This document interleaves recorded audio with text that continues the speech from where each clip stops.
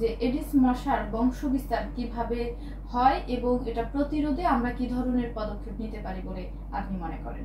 যেহেতু অ্যাডিস অ্যাজিডিটিটা ডেঙ্গুর প্রধান বাহক, মানে অ্যাডিস অ্যাজিডিটির মাধ্যমেই ছড়িয়ে থাকে, তাহলে এটার আমাদের প্রধান প্রতিরোধমূলক ব্যবস্থাই থাকবে এর বংশবিস্তারটাকে রোধ করা।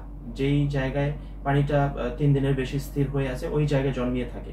তো আমরা চেষ্টা করব আমাদের বাড়ির আশেপাশে বা ঘরের কাছে কোথাও যেন স্থির পানি 2-3 দিনের বেশি না জমে থাকে। যেমন দেখা যায় পরিত্যক্ত ফুলের টব, পরিত্যক্ত টায়ার, বা গ্রাম অঞ্চলে দেখা যায় যে নারিকেলের যে পরিত্যক্ত খোসাগুলা, এর মধ্যে পানি বেশ কয়েকদিন জমে থাকে। বা এই মনসুন সিজনটাতে, বর্ষার সিজনটাতে দেখা যায় যে পানি অনেকদিন জমে থাকে স্থির অবস্থায়, তখন সেখানে এই মশাগুলা বৃদ্ধি করে থাকে। তো সেক্ষেত্রে আমরা লক্ষ্য রাখবো যাতে এই জায়গাগুলোতে পানি জমে না থাকে। তো আমরা এই জায়গাটাতেই প্রতিরোধমূলক ব্যবস্থা হিসেবে বাড়ির আশপাশটা পরিষ্কার পরিচ্ছন্ন রাখবো, এবং সাথে সাথে যেখানে পানি জমে থাকে ওই জায়গাগুলো সবসময় পরিষ্কার করে রাখবো। ঘরের আশেপাশে যেখানে এয়ার কন্ডিশনের অনেক, যাদের বাসায় এটা থাকে বা অফিস আদালতে, সব জায়গায় তো ডেঙ্গু হতে পারে, যেখানে এসির পানিটা জমে আমরা লক্ষ্য রাখবো সেখানে যাতে এসির পানিটা রেগুলার পরিষ্কার করা হয়, দীর্ঘদিন যাতে জমে না থাকে। যখন ঘুমাবো তখন মশারি ব্যবহার করতে পারি, বা দিনের বেলায় যদি কেউ ঘুমায় তাও মশারি ব্যবহার করো, অথবা মশা নিরোধক যে স্প্রে এটা করা।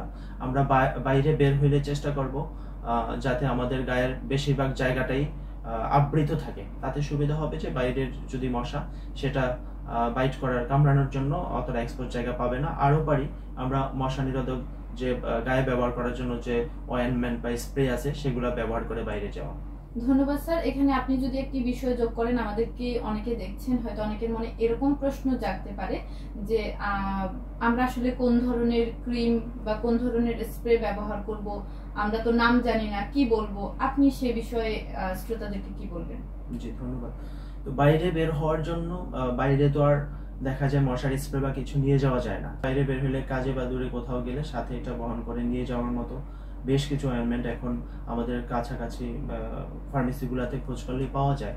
যেমন মশা নিরোধক অয়েন্টমেন্টগুলো বললে অনেক ব্র্যান্ডেরই আছে, সেক্ষেত্রে ওরা দিয়ে দেবে।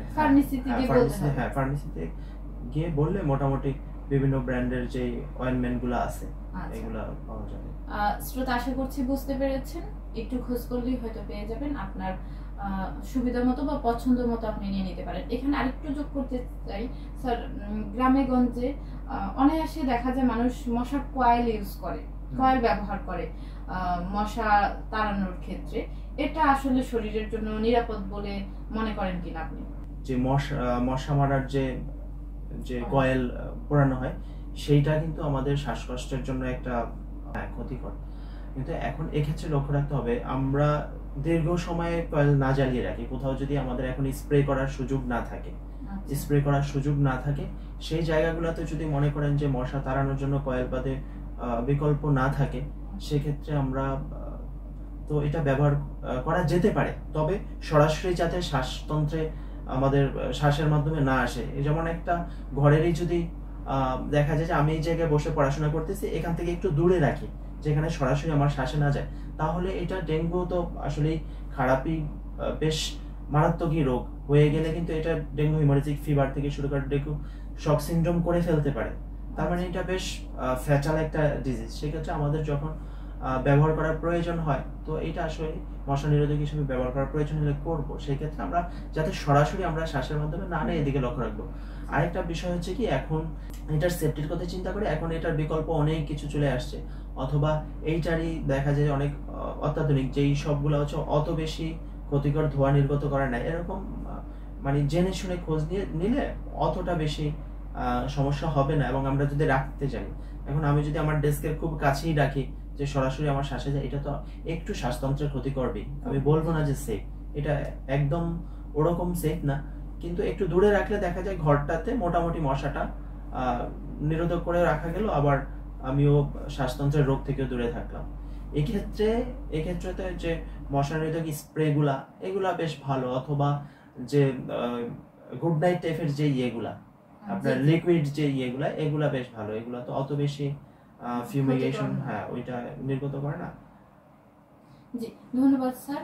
শ্রোতা, আশা করছি বুঝতে পেরেছেন স্যার। কিন্তু কয়েল ব্যবহার অবশ্যই ক্ষতিকর, কিন্তু সেটা নিষেধ করেনি। যদি আপনি বিকল্প অন্য কিছু ব্যবহার না করতে পারেন বা আপনি যদি খুবই বাধ্য হয়ে থাকেন, সেক্ষেত্রে অবশ্যই কয়েল ব্যবহার করতে পারেন। তাও কিন্তু সতর্ক থাকতে হবে যাতে ধোঁয়াটা সরাসরি আমাদের শরীরে না আসে বা নাকে আমরা ধোঁয়াটা না পাই, সে বিষয়টা একটু খেয়াল রাখবেন। তবে এটা এড়িয়ে চলার চেষ্টা করাই ভালো।